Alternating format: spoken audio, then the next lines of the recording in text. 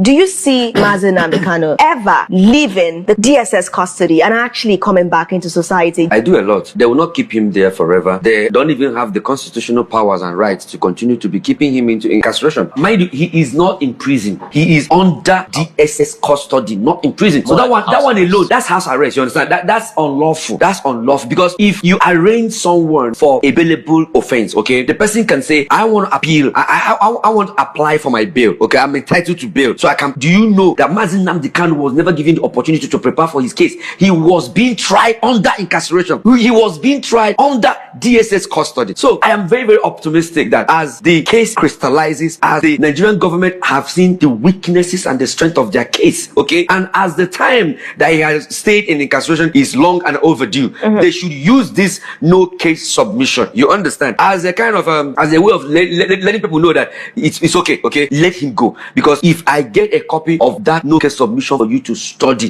there's an aspect of it that really baffled me. The statements that were made by the witnesses, those who were not document witness, eyewitnesses, those who say that he made call, those who say that they listened to him, you understand, broadcast that so many things should be done, those who say that DSS never investigated nothing. Do you know what they did? They came to court and they replicated those hearsays that they heard from people. None of them were investigated. I've looked at the whole case. The no case submission was an apt activity, legal activity for Agabi to do. You understand? Because there is nothing to call him to come and defend himself on. And based on that, I think he should be released on the 26th. The no case submission should be sustained, and then he should be discharged and acquitted.